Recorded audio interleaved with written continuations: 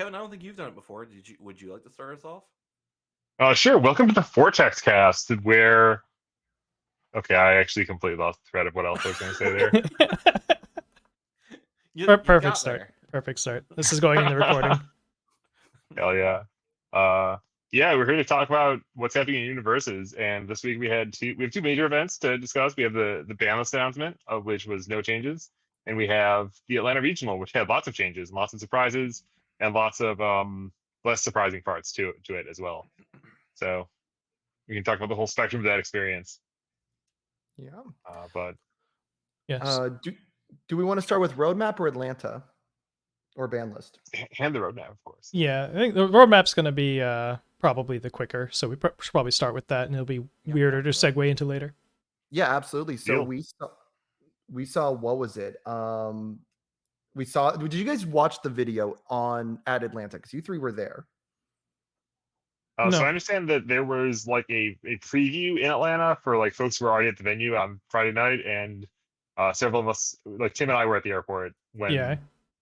not even at the airport Yeah, yet when that was happening. I was venting on Discord with like mostly being aware that this wasn't, this probably wasn't actually going to be a big deal, and they were probably going to announce on Monday, but I was giving Lenoka crap about it anyway. And- Yeah, I was in the room. I don't know exactly what we're allowed to say. Anything without now getting into because the it's that's fair. public I on mean, Monday. It was just straight up the. It was just Yeah, straight it's up just the video, same presumably. video. Yeah. But it was on a big screen. It was in a room with a bunch of people. They closed off the doors, told people to put away their phones. It was cool. That's so sick. Yeah, it's being on the outside and like the weird secrecy about it was annoying, but I can appreciate that, and I think the players should be aware and appreciate that UVS Games did something that they probably weren't supposed to do, because they just wanted to be able to communicate that badly, right? Right. They wanted to be able to talk to players about their cool thing, and they're like, you know what, 3 days early, whatever, we'll just ship it. Right. Even though we probably legally shouldn't. And it's just kind of like a nice little bonus for the people who are there on the night of. But you're right, they probably shouldn't have. Thank you for the subscription, by the way. Speaking of things that people should and should not do, you should subscribe. Right now. Absolutely. Hey, we're so close to being able to afford lunch at Worlds. That's like my goal. If we have lunch by Worlds, I'll be ecstatic.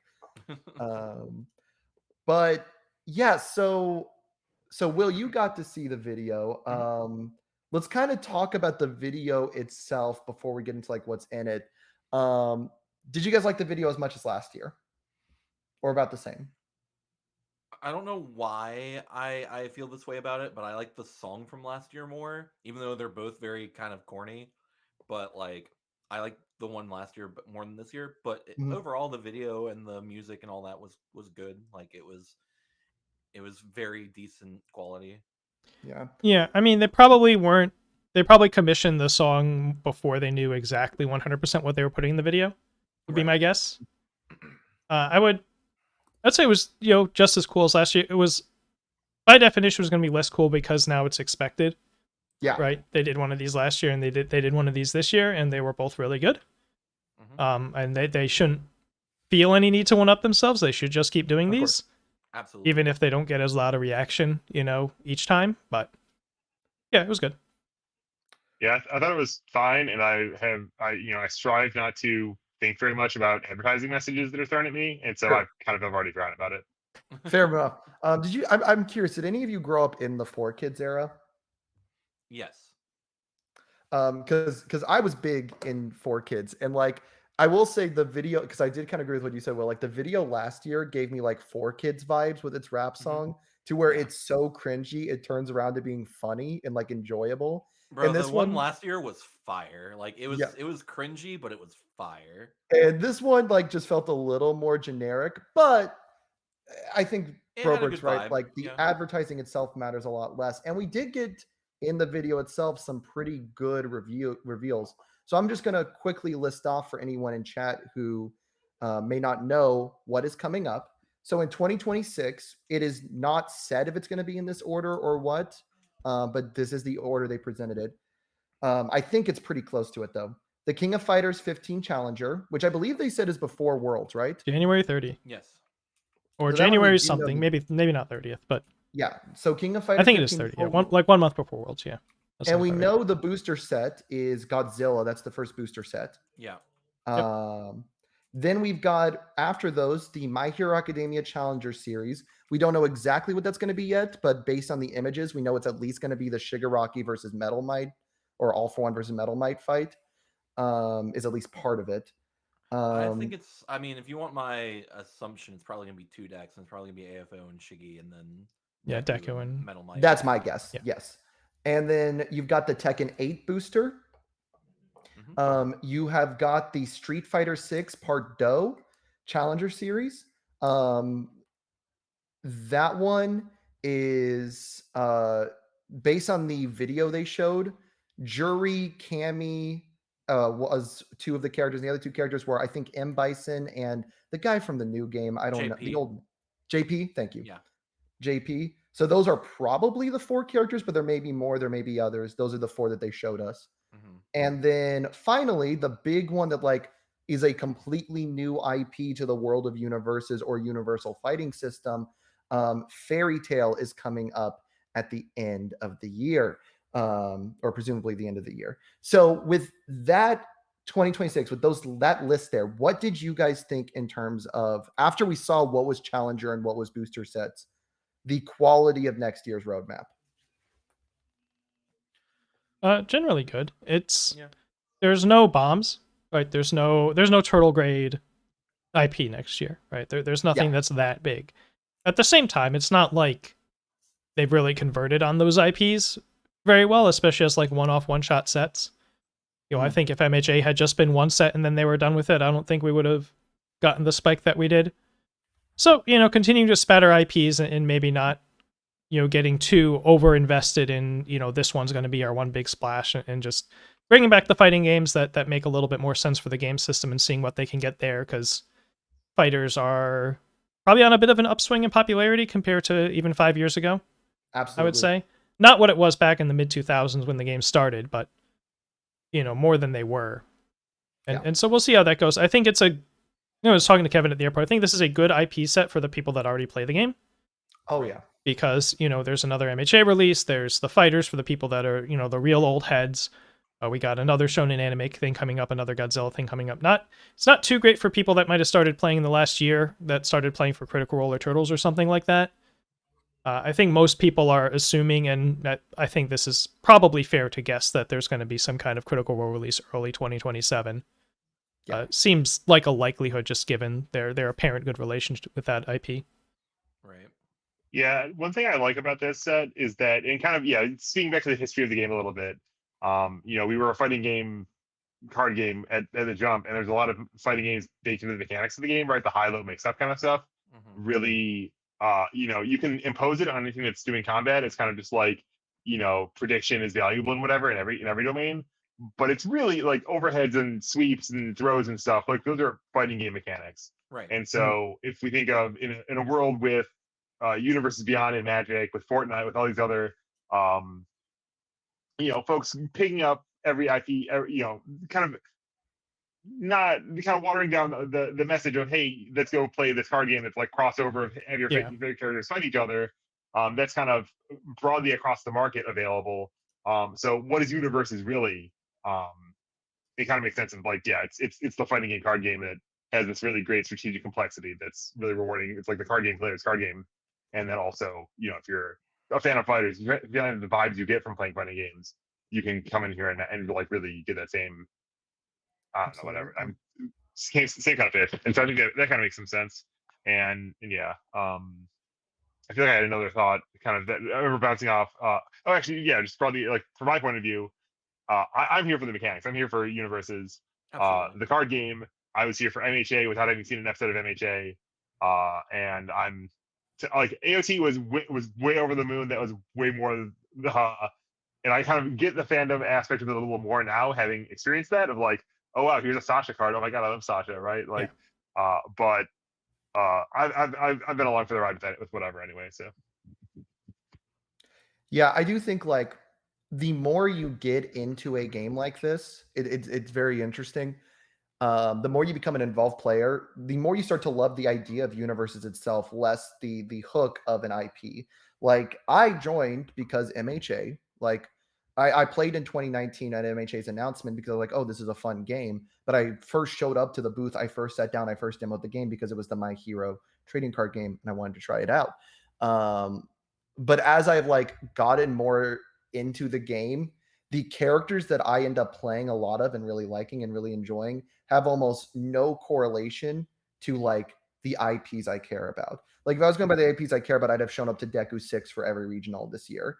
But instead, I showed up with Hanji, and I've watched like one season of AOT and did not like it that much. Or Smiling Titan, who is like a nothing character in the show. Like, and now at this point, well, don't get me wrong. Don't get Kevin started. Don't get me wrong. Well, I would love to have like Sonic the Hedgehog in the game, or Mortal Kombat back, or Capcom Mega Man stuff here. These things that I love as IPs or really enjoy as IPs. When I don't get it, I'm like, that's fine. I went through like a year of AOT, or at least like 6 months of AOT, and I didn't care about AOT, and I was like, that's fine. I'm still going to buy what I want to buy, and I'm going to play what I want to play because I love the game now. The game of Universes is what I care about. Yeah, the best way to think about it is like once you've gotten into the game, obviously a lot of people get in for the IP, get in for their favorite characters. But once you get the idea of the game, like, and enjoy the mechanics, you're here for the game. The IP is just a bonus, right? Like if you get an IP you love, that's awesome. I'm so happy for you. Play the character you want. I'm gonna continue playing the game even if I don't care about the IP. Because, like, for example, I don't really like Tekken that much. I think it's one of my least favorite fighters. I also suck at fighters, so that might have anything to do with it. But like, I am 100% going to buy and play with Tekken cards. Like, I'm here for the game. I'll be hype when I get to play some Godzilla stuff. I'll be hype when I get to play Jerry and Cammy. That's awesome. But that's just a bonus. Yeah, I do appreciate that. And this isn't just to hate on AOT. It's also a little bit of Street Fighters like this. I like that for the most part, a lot of the licenses this year have a colorful enough cast, like visual, just face level visual. Like you don't have to know who the characters are necessarily to find some that you're like, oh, that character's cool. Right. Like I don't know anything about the most of these King of Fighter characters that are coming in the Challenger decks, but there's this like lady that fights with spray paint, and that's neat. Yeah. Right. There's like a graffiti fighter. And I don't know what the Tekken cast is going to be like. I haven't followed Tekken too much in terms of what their cast looks like now. I know back in the day it was relatively like generic fighter looking people. I'm sure they're a little more colorful now. But something like Fairy Tail, like I may or may not ever watch the show, but I could imagine you have a roster of Fairy Tail characters. So I'll be like, oh, that one seems neat. Right. I do want to give... Go ahead. Oh, sorry. No, please go ahead. I was just going to say, all I know about Tekken is that there's a bear, and I hope I get to play as him. Yes. Dude. I am going to give one request, because I know Lenoco watches our streams and often tunes into the VODs. So he's going to ask for something that Guile cannot do. Right. Well, I just want him to bring it up if they haven't already been thinking about it to the people, because I know Guile likes me. Clip it, send it to Guile. Yeah. Clip it, send it to Levi. Those are the people that I know like me. I don't know about anyone else. They like you. Okay. So what I want next year is the 20th anniversary of Universus, of Universal Fighting System, and so I saw some people mention it in chat. If there is any way to like do promo reprints of like the King of Fighter characters from the history of our game that people really liked, like the Tekken characters from like 1 through 7 that people really liked, these older Street Fighter characters. If there is any way to get promo reprints of those characters back into our game in Standard to celebrate 20 years of Universes, I think that would be insanely cool. That is like my dream. I think whatever they're planning for the 20th anniversary, we're going to see at Worlds. Yeah. And therefore, it's already in motion and too late for something like that. Well, I'm sure. I have thought of something like, if they were allowed to, right, doing like one reprint from every set. Yeah. In their history of the game would be kind of neat. You could maybe find one. You'd probably find one. Heck, even if you did like even if for some of them you had to make IP agnostic, we bring back Red Horizon or what, not Red Horizon, but we have an IP agnostic thing, but you could Well, bring like the name and and mechanics or something. ask the lawyers, right? Yeah. Because it could be that you're allowed to reprint cards as long as you're not selling them. Like there's all sorts of different Yeah, kinds of whatever things you on are, these agreements, right? because I actually hadn't realized until which is funny because we did the history episode, but I did not realize until I was double checking the roadmap that this was the 20th year, and like that is a big year. That's a very momentous year. I hope they are doing something cool with that because they bring it up in the roadmap. So I'm Yeah, I'm hoping sure that they're is going to gonna do actually something, occur. and they're going to they're going to do something that is as cool as whatever they can come up with and legally do. Right. Yeah. Because because Levi gave a nice little speech, because it was mentioned in chat. Levi gave a nice little speech with that roadmap when they showed it off at the event, and it was basically like, "Hey, we're sorry about the lack of communication. We want to get better about it. Some of this is on us. Some of it isn't. We're trying really hard to make this next year fantastic. I have hope for that. Like, I'll be pleasantly surprised if we get everything improved. Um, and they did mention that this roadmap is kind of like an homage to the history of the game in relation to it being the 20th anniversary. So I'm really hoping that that's not the only thing they have planned for it. And I have hope that they don't and that they have more, but we'll have to wait and see. Absolutely. Are there any other thoughts on the roadmap before we move on? I think we're good. All right. I know it's going to take up the bulk of our time, so I want to talk about the other thing first, if you guys are good. Sure. Let's talk a little bit about the ban list and the lack thereof. Just give it a little bit of lip service. So Atlanta was a very interesting top cut, which we're going to talk about in just a little bit. But people seemed very confident that there was going to be a ban list, that something was going to get hit. And obviously, people are always wanting it, people are always wish fulfilling it.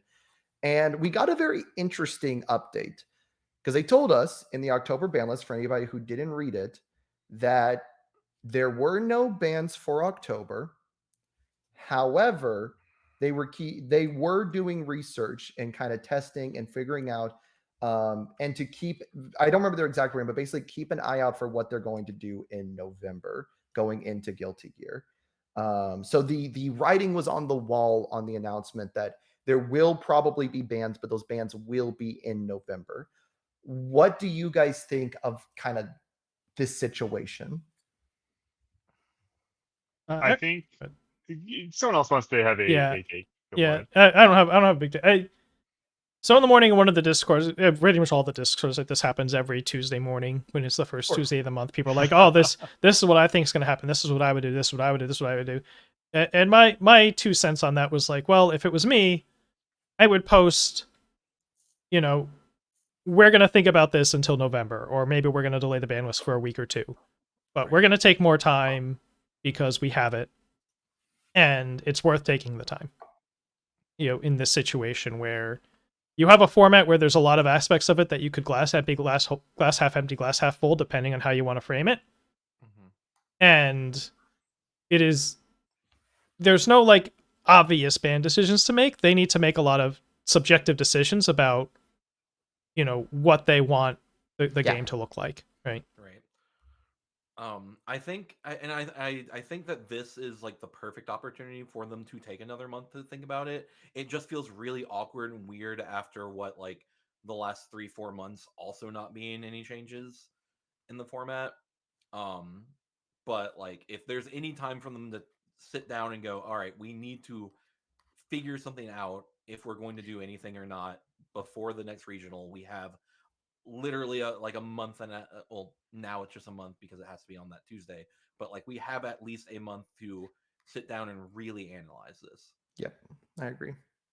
Yeah, my take is that y'all are like, this is a baby game for babies, to quote the new champion of North America Universus, and just block, and the meta is great actually, and um I'm not going to say it's perfect. I'm not saying it's the pinnacle of universes, that we have achieved peak universes in the aspirational sense, right? Like you never have enough DACA. You can never have like more DACA is always good, right? More ideal game is always better.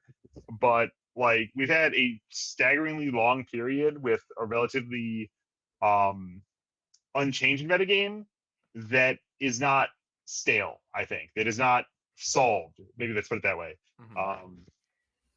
Like we're not seeing like complete randos show up and crush tournaments with Godzilla.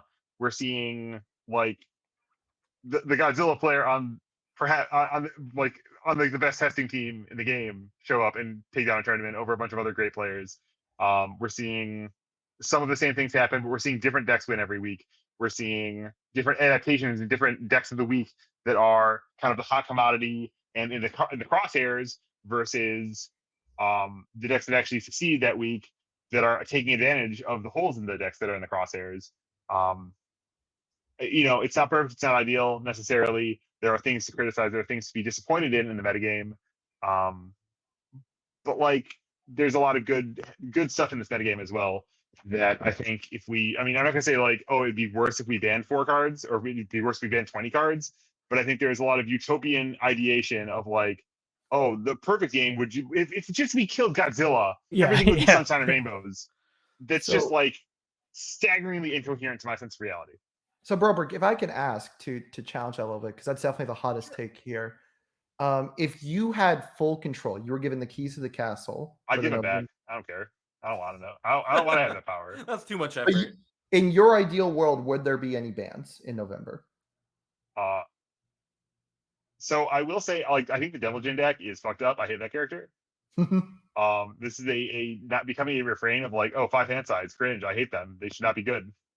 But I'm not going to shy away from liking 7 hand sides. Like, the game is better when it's like has moving parts and your cards aren't violently overpowered, balanced by the inherent inconsistency of a deck that falls on its face 20% of the time or whatever. So Mhm. Broberg, have you ever like played to a top cut of 5 hand size character? yeah. Chaco too at some point, I assume. I forget if I actually topped the Chaco. I topped St. Louis last year or like 2 years ago with Recovery Girl. Oh, I didn't know you played Recovery Oh, Girl. sure. Okay, Yeah. valid. I played 5 hand sides, but they're very, very good. Sure. I was just curious if your hatred extended to playing it or not. Yeah, I think I would strive not to be. So I strive to be a person who knows things more than I strive to be a person who like believes things. Sure. And I think one of the biggest differences I think between me and people I see talking about the game that I try to play a lot of decks. I try to play the decks that beat me. Yeah. Is a habit that has served me quite well actually. Sure. And I think you learn a lot playing a deck from the inside, Yeah. including how to beat it and how like what its weaknesses are and stuff. So Did you hate Air Nick more before or after you played him? I'm not sure I ever actually got my ass kicked by Air Nick. Oh, okay. I sure hated both of those Nick decks, but I think the all deck was less Offensive. morally compromised. Yeah. I don't know. There you go. Less I reprehensible. I will say with my thoughts on the ban list, I've been in such a weird position, and I've been probably the most flip floppy I've been. I will say I am glad there was no bans this month. I know people disagree with me on this. I do not like bans in the middle of LCS season. It creates a lot of like uncomfortable conversations with your locals because some people want to implement the list immediately, and then other people maybe that's the only deck they've got printed on paper. And like even if you're going to wait till Monday, often you're giving people 4 or 5 days to like make a new list at that point.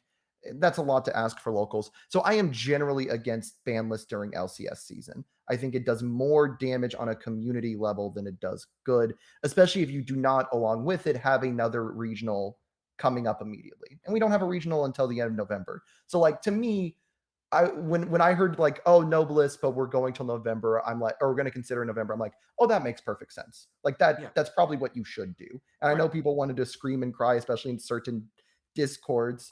But like looking at it logically, I'm like, that makes perfect sense. Right. I do think there are probably cards I want hit, but if you told me to like name what they are, I don't think I could tell you. Sure. Like I can tell you broad strokes, like the things that are in the conversation. I think sweeping's in the conversation, teaming's in the conversation, Nine Titans or Rock Barrage is somewhere in that conversation. Like all these cards are somewhere there. But like Do I hit all of them? Do I hit some of them? I don't think I know that I could tell you the correct answer, like off the top of my head. I will say one thing. I listened to the Where's Well podcast where they talked for like 2.5 hours. It was really great. Yeah. And a decent chunk of that was Ryan crashing out about Godzilla and about how he has it's probably a winning record against Calvin, but he hates it. Like the matchup feels like predestined, predetermined. Like the cards have already been dealt, and we're just watching them play themselves, kind of level. And the thing I took away from it, honestly, more than anything, was just like at some point he's like kind of preemptively, he's kind of replaying the conversations he's had when he's had to crash out about this. I imagine, I'm filling in the details, but he crashed out on Discord, and people like condescend to him and say, "Well, he just got lucky, and that's all," or like he the city rampage into Titan Cliff into even two more attacks. Like people like dismiss that as like, "Oh yeah, he just ran hot or whatever." And in fact, that's relatively not exceptional variance, right? You can miss your city rampage in 12 draws, X% of the time. But once you have it, it's not that yada yada yada. And the thing I took away was just like at some point in that conversation, you said, "Yeah, we just both built 4, and because that's the most common opening build, and then on turn 2, XYZ starts happening, and it's like there's so much variance in Universes, so much that can be different between games." And just like the thing was like, wow, that's actually a idea I haven't thought of before. I'm just saying, just like as a baseline, just like this is where we're at. We're abstracting out a lot of the game, and starting here, how nasty does this game look? And that was a nice rhetorical, I guess, move. Sure. Yeah, and specifically, he was talking about the mechanics of the board reset, right? Where if you're at that 4 foundations aside piece, the player on the other side of the table as Godzilla has a lot of really uncomfortable decisions to make if you bake in the fact that the opposing Godzilla is willing to blow up the world. Yeah, and even just kind of to pull the game out of this purely abstracted realm that's so natural to come into, because it's so hard to talk concretely about the game, right. because because the thing we like about it, there's such a wide range in it. And then if you have different abstractions, different senses of what we're talking about, different ideas about what power level means, it's very hard to bridge those gaps in an adversarial conversation of like an argument as opposed to a discussion, perhaps, to pull a distinction I saw from a random other thread today. And so, and just broadly, my point was basically just to observe, it's really hard to talk about the game, and it takes a lot of communication skill, and I think that's there's a lot of conversations that end up just being salty and angry and yelling past each other. And productive. I have very cynical ideas about how ban conversations inside UVS games typically go. I imagine they don't look too much different than the random Discord channel conversations, right? I disagree. They must be shockingly better because they've made good decisions in the past. But no, I don't mean. All right, obviously, I don't think the whole staff is whining about every deck under the sun, right? But I think it's a lot of, vague assertions and, who's deciding to be louder today, and, people making just like loose comments like, "Oh, well, there always has to be a best deck," which kind of means nothing, and individual disagreements about, "Oh, this card's really toxic. Oh no, this card's fine. Oh, this deck's really too much. Oh, just block," right? And just all these things that you just like say in the aggregate without really having a whole lot of concreteness to them. So if that's the case, I like the idea of taking a month to maybe you don't want to have hard guidelines about what you will or won't ban, but a lot of the stuff in this space is about deciding as a company, how do we feel about turn 2 kills? How do we feel about the current rate of turn 2 kills? How do we feel about this card or that card shadow banning other cards or shadow banning other decks?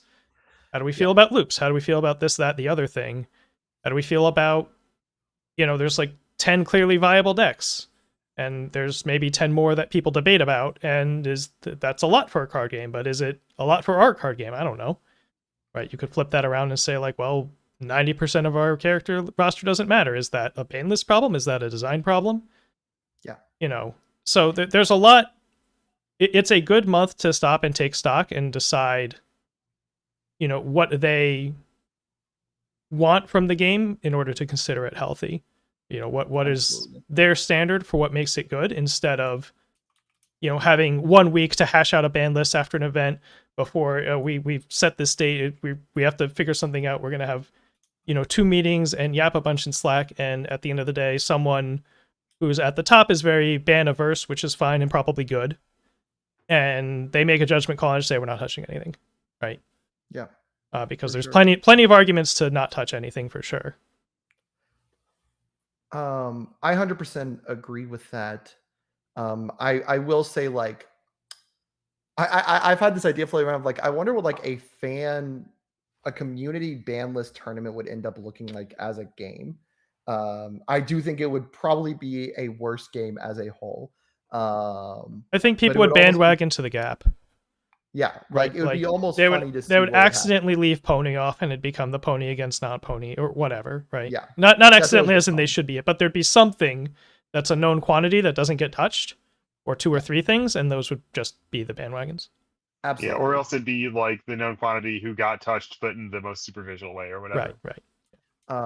But I do think, like, and kind of to transition us to Atlanta talk, I think, like, the fact that a Rodon won, and, like, I know a lot of people go, oh, it's just a player thing, hey, Phil's just that good of a player. And I'm sorry, like, that's true. Phil's an amazing player. Like, this is not to denigrate Phil in the slightest when I say this. In theory, anybody can get that good. Anybody can, when I hear that, I hear, okay, so you're admitting it's a skill issue. You're just saying you're not good enough to play at Phil's level, to play a different deck to the top cut. And kind of as we took Atlanta, when I see a deck like Rodan win the event, I'm looking at it and going, there's still more to talk about with this format. That was a character that people kind of said, yeah, he probably exists, but isn't that good anymore because, he dies to unyielding or whatever. And he still did pretty well. Hey, you're not guaranteed to face whatever it is you're having trouble with, right? Yeah, so it's hard for me to look and say this format's unhealthy when a deck like that does so well, and a deck that everyone is screaming about, like Hanji, which did do amazingly well in its general Swiss like conversion rate, falls off in top 16. Like, anything happens in top 16, and I'm sure we'll talk a little I bit don't more want about to. it. But You can reshuffle the top 16 and play it out over infinite times. I think you'd have a not denying not that, a but literally even spread of winners, but like what it shows to me is Hanji's not this tier or the tier 0 idea or anything like that. There's no deck that just like sits down and has an 80% chance to beat the rest of the field or a 70% chance. No, to beat the rest of obviously the not. field. Right? That's nobody's believed that for a while, I don't think. No, I know, but I'm pointing out just the level of diversity that does seem to exist right now in the format. When I say that, I think there is a lot. Like, again, Krista got top 8 as well, and again, Travis, amazing player. But how can you Krista really top turn cut around? Louisville. Huh? Krista top cut Louisville too. That's not. Sure. It's like but, kind of a surprise, but it's not that much of a surprise. Yeah, but these aren't the decks that people are talking about banning. These are probably the decks that are like 7th, 8th, 9th best deck right now relative to others, and are still showing up in top cuts. Sure. Yeah, I don't think Chris is anyone's idea of a bandwagon deck. These days, she's like a semi-meta pick that does a powerful thing, and she is at a competitive level with lots of the field. If you're tuning your deck, and if you want to say I'm a Krista specialist, you can succeed. And I think where does it even like fit in the worldview, right? Like, it's like, this is just peak Universus. We just have lots of options. There's lots of ways you can approach the game and take your shot and specialize in something, and that's just a good game, question mark. And I think that is probably a good way to pivot into Atlanta as a whole. Speaking of it being a good game or not, what was y'all's experience at Atlanta this weekend? Because I was the only one who didn't go, so I'm not going to say much here. What was y'all's experience like? I pivoted last second. Well, yeah, I was holding Tim up, waiting in my living room to drive to the airport together, to get my Devil Jane deck together, and then I was sleeping at the airport because Wub mentioned that he gets to play USS Cerritos, and I love that card, and I was thirsty enough for a reason to not try to play Hanji, and not subject myself to figuring that out. And I had a good time, but I did not do terribly well, and I dropped after 4 rounds. Sure. So I'll elaborate further after everyone else has had a turn. Yeah, well, Yeah, I mean, I played Godzilla. Um, like I basically said I was going to. I was thinking about playing Zeke. I just didn't feel like it, honestly. And I we wrapped up so late last week that after I finished packing, it was like midnight, and I was like, I don't want to build Devil Jin, so I'm not gonna play that. Sure. I ended up going 5-3. I made 29th. My losses were to Carson Panos's Aggro Rodan. Um, I lost to George, who came in second out of the whole event. And then the match that I loved the most out of the entire tournament was one that I lost. It was against Brodenkainen, Brody. Uh, we were playing the mirror match. We had a pretty decent game one. Game two, I opened one foundation after mulliganing, sat on one foundation for about 2, 3 ish turns, just somehow not dying, and just kind of poking him here and there. I got to 2 foundations by the end of turn three, and then he bricked, so he had to build 8 foundations, and I wiped the board and ended up winning that game.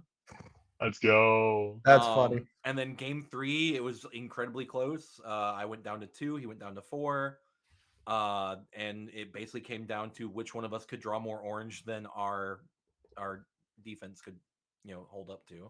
And it was probably one of the best games of Universus I've had in a long time. Let's go, dude. I love the Godzilla mirror. It's so fun. Yeah, so I played Ryu. I played this Fire Ryu. I've been poking at Ryu a little bit, mostly just trying to play, like many people, trying to play 4X driven by Retribution.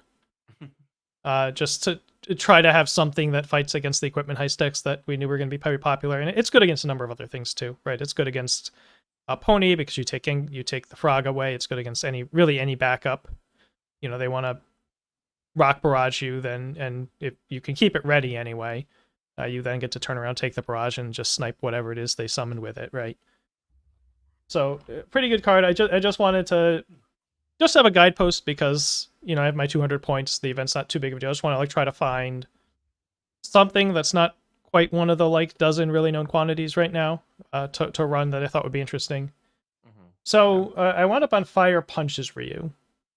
And this was so I could run Knuckle Sandwich, which in Ryu ends up being a 4 low 9. If they're of the mind to take hits so that they don't trigger your R, they're still not taking that one. Right? It's a 4 low 9. Not too many people are going to take that to the face. They usually block that one. And if they can't block, then it's 9 damage. And we certainly need damage. And also, Attack Titan's Haymaker is pretty good in that deck because I'm running an aggressive action asset count. So having an attack that's a foundation is also good. Right. Mm-hmm. Lots of tech pieces in it, right? We had the Forcing Surrenders, the Radiant Visages, the Driven by Retributions, some Drowning by Resentment, random tech pieces in the sideboard, Barrier Shields, Rising Uppercuts. So for the most part, I did get turn 2 Sun Run a couple times by different decks, but generally speaking, we get to make them work for it, and it's just a matter of whether or not our guy gives 2 damage, we draw some cards, and we have some echo moves ? Is enough offense to pull out a win somehow. Yeah. So I started off 3-0, ended up 5-3. Everyone I lost to was in top cuts.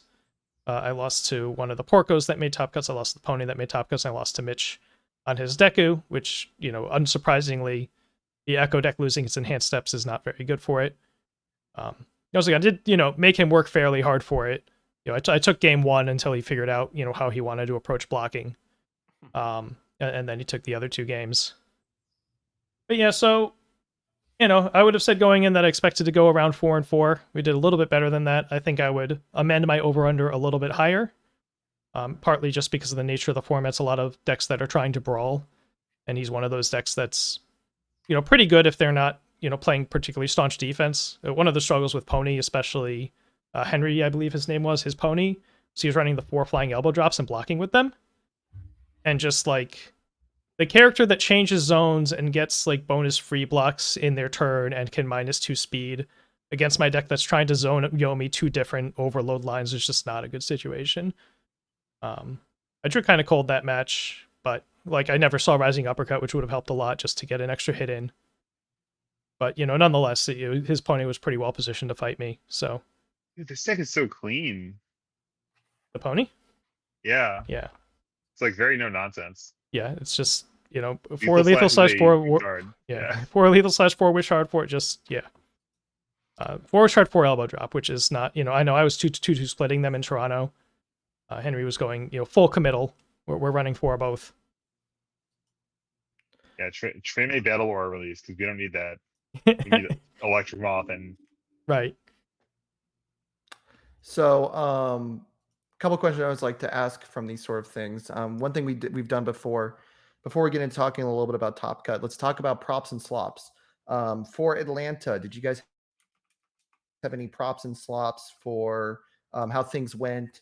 Can be anything. It can be things we've already talked about. It can be new things, whatever you want to mention. ginormous props to the I suppose round 3 games for setting up a big I mean I guess like a stream viewing station for finals was so sick. It was amazing to be able to just be in the room with everyone and watch it along and trying to talk people out a little bit. But I love that experience, and I think that's a incredible piece of tournaments that we've had a couple times in the past, and has always been a peak of the weekend. The bet, like it's so good. Yeah, round 3 was great in general. You know, everything, the rounds fired on time. There were round timers on big projectors all over the place. You know, the prize wall station was pretty well organized. They had like a little binder to pick your cards from instead of, you know, fishing through a bunch of stacks of cards or anything like that. You know, well staffed. They did what they could to make up for the big slop, which was the venue. The venue did not have AC. Well, especially the AC again. at the venue. Yeah. Yeah. Unfortunately, that's not the fault of the TO or anything like that, but it did suck. Yeah, they, you know, they said the first thing we asked them when we got on the phone was, "Do you guys have AC?" Because Albuquerque infamously also did not have AC. Right. And the hotels swore up and down they would have AC, and then it was broken. So, you know, round 3 win. They had AC, just not in that room for some reason. Yeah, they got the hotel to give us a second room that was air conditioned, that only fit 24 tables. So the joke was you want to do well so you get to play in the air conditioning. That was such great motivation. I'm not gonna lie. And then they got rented a bunch of fans to set up around the main room, which helped a little bit. It was still pretty toasty in there. Also, I think we might have lost Justin. That does seem possible. We did rearrange the Well, screen. it's not like it's really not like his sensor bar is gone, so we might have lost him. That's all I know. Oh well, he's in the dark. He may or may not rejoin at some point. Yeah, I think the event was overall pretty good. I mean, the props for me would have to be the preview, but I know we can't get that all the time. It would be cool if we got more stuff like that, but yeah, where they just like get up and talk to the Right. players. Maybe not on Friday night when people are still filing in. Maybe Saturday morning if they can swing it. But Sure. Yeah. Oh, is he back? I think he's back. We have an unknown user. Yep. Sorry about that. Hi. Can you hear me? He is in fact back. Yes. Yeah, sorry. Apparently, when I moved my laptop 5 inches to go plug it in, it deleted my Wi-Fi for like 30 seconds. Hell yeah. I'm back now. Goodness Anyway. gracious. If my slop is just prize wall related, which isn't a big thing because I didn't hate the prize wall this time around. I just didn't like that there was something to do with like singular tickets, and I know they can't really do booster packs for that because it's not a great trade off. But like, I wish there was something like pins or dice or something. I certainly had an odd number of tickets that I had nothing to do with, or that I had nothing to do with my last one, but I just kind of gave it to someone, which isn't the worst thing in the world, but I would have liked to have had the option to do something with it. Yeah, I have a slot for the prize wall as well, which is slops to the 5 prize wall tickets sitting on my bedroom drawer. Also, I guess slops to the fact that once again we had a specific promo that we did not get that many of because Equipment Heist was the hype one that everyone wanted. They limited it to 1 per person, and they were out on Saturday. Yeah.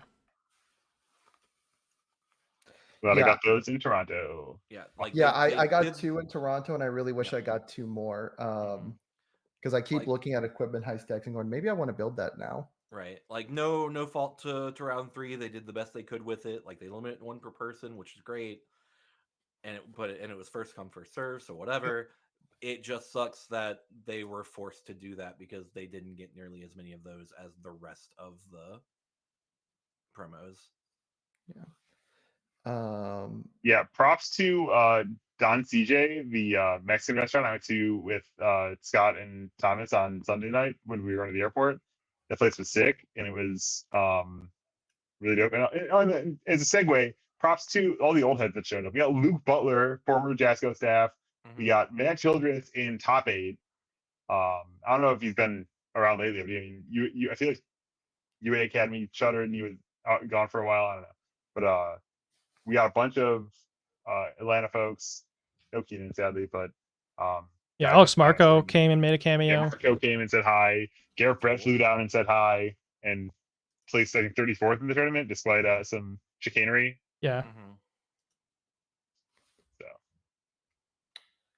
So Uh, so it does sound like Atlanta went fairly well for most people. I think like the only thing that I had heard on the sides was I heard that the costume contest didn't go super well Yeah. because 2 people signed up for it. Yep. I Uh, apparently from what I heard that they charge $5 entry and only 2 people showed up for it, and one was the Boimler from Louisville. No, nothing against him, it's the same thing. yeah, And someone who I think they showed up as Shigaraki, but they were mostly just wearing a hoodie, yeah. which I get that. I mean, I understand that outfit for Shigaraki, but Yeah, I yeah, mean, we have a small single digit number of people in the community that are going to be big on cosplaying, and right, so, if they happen to not show up, that's what's going to happen. So, right. Yep. And also, like, it doesn't help matters that when you do charge the $5, the people who are doing the funny laughs, like when at the first one, when all of MGLA was like dressing up as each other, that you're not really gonna people are gonna like, do I really pay $5 for that? and that's like Yeah. a one time bit too, right? You're not Sure. gonna. Yeah. Right. It's understandable. It's one of those interesting things where I am very interested in seeing like how these sort of not card game related events are going to manifest at these tournaments over time.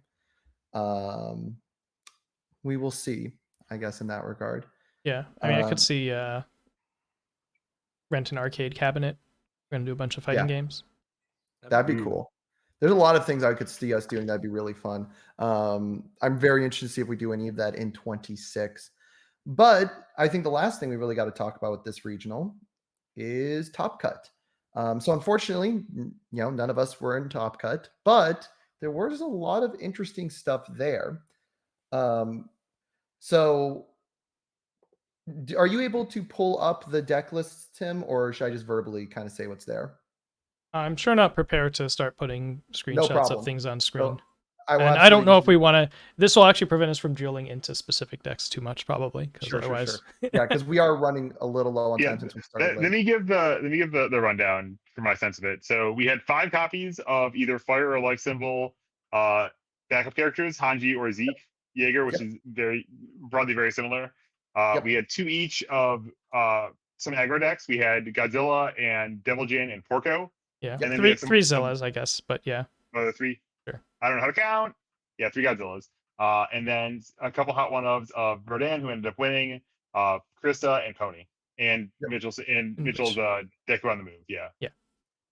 This So, might be our highest count of duplicate. Now, top 16, Broberg could say a lot. I know he has a lot of opinions on top 16 in terms of how it affects how we perceive it and how we perceive the meta. There are certainly a lot of duplicates here, more than there have been in previous events. For really, again, you said the backup decks sequence doing very similar things. So 4 to 5 of that. Even if we consider all the aggro decks different, you've got 2 Porcos, 3 Godzillas, 2 Devil Jins. It does definitely seem like we're getting some degree of crystallization of the format. Hot decks are still able to show up and do well, but we're starting to get a much clearer understanding of like what is sitting here at the top. Yeah, I mean, it's I don't know the exact numbers. There's like 8 to 10 clear known quantities that have multiple top cuts. That there's like a very clear blueprint for how you build these decks if you want to be successful with them. And then there's another half dozen-ish that have shown up here and there, like the Kristas of the world, where they don't see too much play. People think they're probably good. Some people say they're not really that good, right? They debate them, or stuff like Peak gets a lot of debate. I would say that the first Zeke Jaeger has its detractors, but it's made a couple of top cuts. There's some decks like that too. So But Mm. overall, there's a lot of. It's hard to call it a bandwagon, which is like 9 different decks. But there's Sure. there's a lot of collecting among, I guess, to try to delineate them, right? It's what? It's Porco, it's Devil Jin, it's gonna be Godzilla, Hanj, War Chief, Pony, and Hawks, if I didn't mention him, and then probably it's just going to continue to be some number of Rodons at every event, maybe some number of Dekus at every event, Yeah. and then absolutely. you'll have a handful of odd one. We had a 17th place Hanj too, which is a character I don't think people don't believe in. They just haven't been showing up with it. Yep. And then you have your Kristas of the world, your Zeke ones of the world, and a couple other things that show up here and there. Mimic that comes to mind. Reiner comes to mind. Yeah. I think it'll be very interesting to see, like, I'm assuming there is a ban list in November, but if there is not, or nothing sizable changes, it'll be interesting to see if we continue to see the deck stay here. Because I think this is the longest we've sat with a meta. I could be wrong, but I think Yeah, it's this, certainly like, the longest in a long I time. think by a large By margin, event count, most yes, by a events lot, in yeah. in a single meta. Yeah. And so I will, at this point, I do wonder how much more variation we would get if we kept with the same meta. Would we see, the Rodon and the Krista slowly get kind of pushed out as more people start showing up with the backup decks or I the mean, MMM would you decks? see if you ran this event? If we ran the same people, got them all back in the room, and said, "Hey, you have X amount. You have a week to get your cards back together to build your new deck to tackle the tournament again." Would we see as many forcing surrenders and driven by retributions to try to hate out the equipment heists? Yeah. And then also would we see whoever showed up with Hanji? We had a very shockingly good conversion rate for Hanji in this event. I think it was literally 5 of them showed up in the room, and 2 of them played a mirror match to win it in, and that's how we got Sam instead of my round 4 opponent Kane Lee, who was also playing Hanji. They played a mirror in round 8, and only one of them could win, and only one of them could advance to Sunday. But it's a very good record for them. Was this at the expense of the amount of backup hate in the room that everyone's saying forcing surrender and or playing Godzilla and Devil Jin to try to just race hard against the equipment heist decks? I mean, it's Devil Jin's equipment heist deck itself. Or we see some adaptation in a different direction. Yeah, I think you'd get more Rodons registered, right? People would have this is what won. I think you'd see Driven by Retribution is already pretty good at targeting out Porco, but Forcing Surrender is not. But I think you'd see more people trying to target out Porco in some fashion, and more people trying in some way, shape, or form to respect Hanj more. I think it's funny because I would think that Barrier Shield would end up in a lot of these Driven by Retribution decks, and that's one of the cards that's good against Titan Pile for lethal. But I guess a lot of those decks were the Hanj decks themselves, so it's a bit of a moot point. I think it's a really interesting thing with specifically like Hanji. I think Hanj is a character that's going to ebb and flow a lot with the meta, because like the things that are powerful into Hanj are really, really good at hating Hanj. Violent Animus Shot in Toronto was like a top 3 played card, and that card does a lot into Hanj. And conversely, like Hanj plays really well into cards like Unyielding. That's one of her strengths. But if other people aren't running Unyielding because they figure that it's kind of people are planning to deal with it, then that like edge that she gets goes away. But if that results in people bringing Unyielding back later on, or taking out that hate card, I think she immediately goes back and shows how she shines. I think it's that character in particular is going to have a ton of ebb and flow with the meta. Yeah, I think if if we replayed the event one more time, I think the Hanjas would still do very good. Yeah. In particular, they'd have more Rodons to prey on. Yeah. I would think.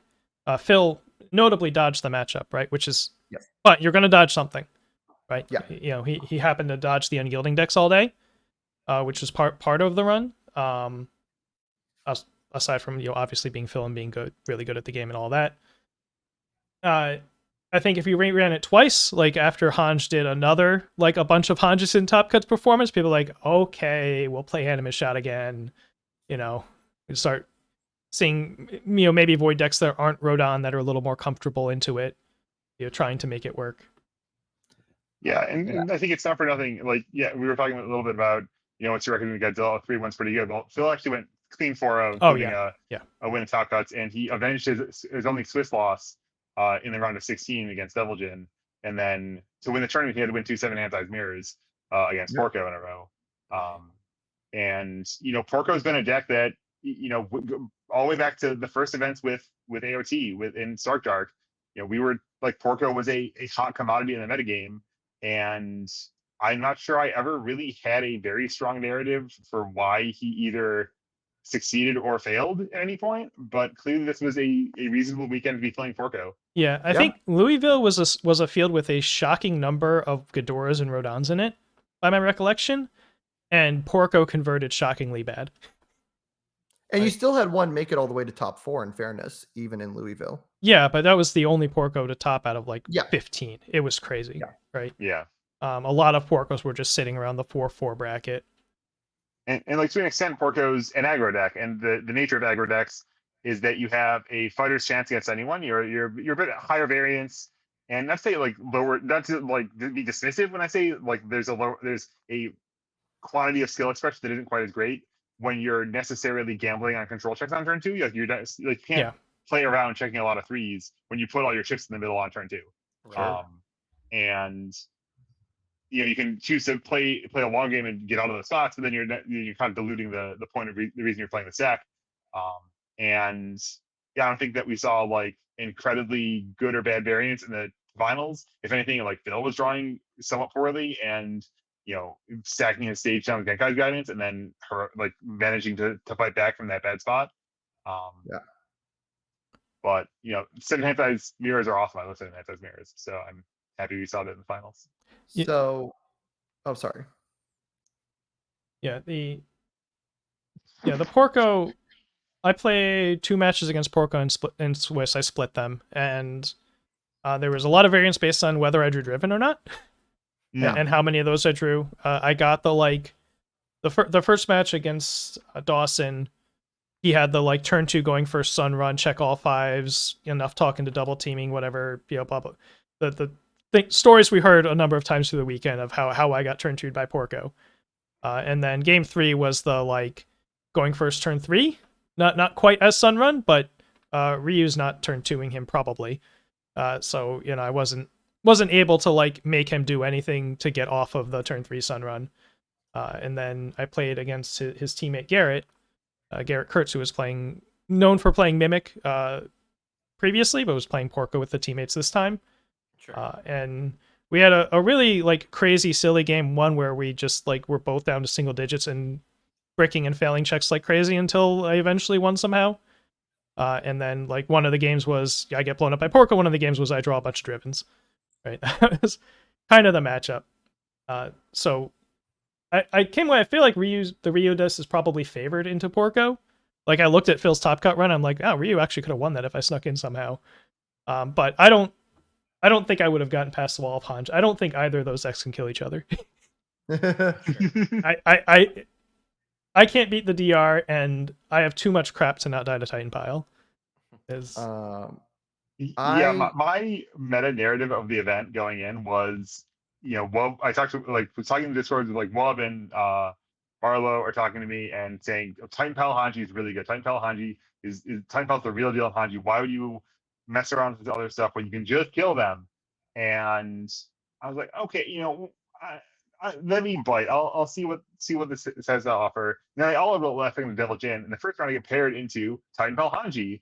And it turns out that when you're a 5-hand side and you don't draw any foundations, Titan Pile is unfreaking blockable and you die. And so I learned to respect Titan Pile. And so from the first round, I lost and I said, hey, mission accomplished. This is my narrative of the weekend. I came to find out if I should respect Titan Pile. And the answer is I should respect Titan Pile more than I did before. And so we succeeded at that. And then I ended up playing against 3 backup decks in 4 rounds. And I lost to Sam Tate. I knocked myself out of the tournament when Sam flipped a meeting Hanji and peeled a barrier shield, which is a one out in his deck list to block my massive machine attack, breaker me, and then end my turn. And then he dies on me the next turn.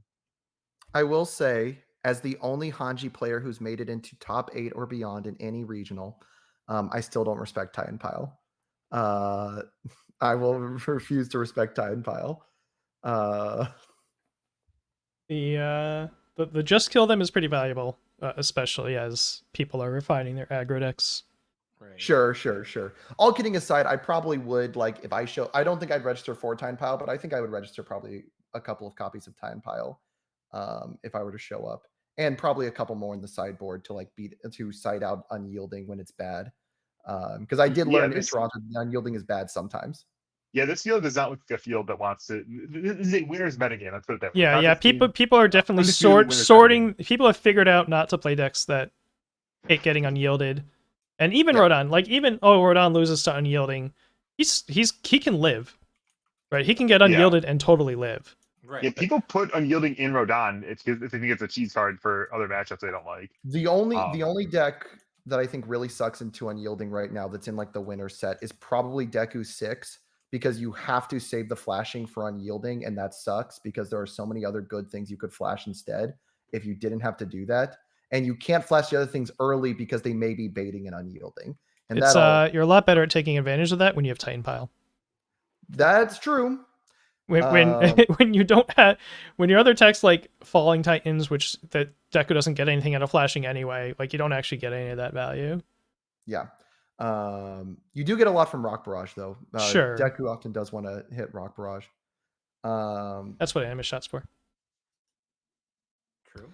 But as we're kind of wrapping things up because we are hitting that hour and we kind of started late, I'll just ask one question: if every regional had a top cut like this, would you be bothered? Should this regional's top cut be a red flag? Is it a green flag? Ignoring the fact that it's top 16, because I know Broberg hates that part. What do you think UVS games should get from this top cut? this is an unusually flat winners metagame. Not like just broadly, like the top 16, the top 32 is less crazy than we usually see, and that is not a good sign. And I have to imagine that's why they say that's why they're like hedging in the direction of, oh, we're paying attention, we're looking to do something, because this is less vibrant than we'd like to see. Yeah. We can talk about how and why that happened, but yeah, there's what like nine different decks in top 16, and it only goes up to like 14 when you go to top 32. Yeah, Or something like that. Which is not normally how it goes. Right. and if we're talking about the quality of the top cuts, like I think a lot of these decks are kind of very heavily weighted towards just killing you in a way that is perhaps less than peak universes. Sure. Yeah, I would imagine there's no hard data on this, right? But it feels like the turn 2 rate at this event was probably markedly higher than what we've been accustomed to, aside from Nick Reagan. It was doing lots of turn 2s as well. So Yeah, absolutely. Any other thoughts on the regional before we kind of wrap things up? I think we're I good. hope we see people My in Buffalo. earbuds are yelling at me. All right, so let's let's go go. Buffalo.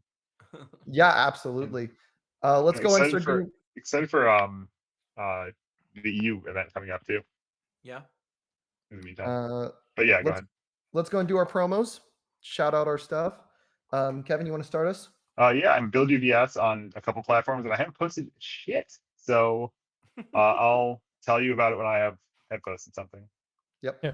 Satonis on YouTube, Cetonis. I'm gonna record something soon, TM. I'm just not. I might do my kitchen metaphor list. I might do a bunch of like Banlist yapping. I'm not sure. Maybe one and then the other, but probably within a week I'll have something up. Absolutely. Double Mulligan on Twitch for me. I have had some stuff kind of get in the way of being able to stream for a couple weeks beyond this podcast because it's nearing the end of the first quarter as a teacher, and anybody who teaches knows how stressful the first quarter always is. But I am hoping next week, because I have fall break, to start doing some streaming stuff again. You also need to record some history of UVS. That is true. And as always, I'm currently running the 4ChecksCast YouTube channel, which is youtube.com/4ChecksCast. I uploaded this past week's episode a little late, but it was on Tuesday still. Like I said, it'll either be Monday or Tuesday, depending on what's going on. I will immediately get this downloaded and uploaded by next Monday. So if you missed any of it, feel free to go to the YouTube channel and rewatch it on Monday. All right. And at that now, I think it's time to raid someone. Do we have any UVS streamers streaming? If not, I think I'm going to send people to a Riftbound streamer. Go for it. There's nobody. I don't see any UBS streaming. Yeah. Yeah. All right, then I am going to send people to TNF Riftbound, so that people can see the other Universus game that exists right now. Well, it will exist in a few weeks in some amount of That's true. places that True. didn't get 95% allocated. Do we know when the stuff you get from the actual like official website is supposed to ship out? All right, catch you later, guys. The raid is Good night. happening now. Okay. Anyway, that was a question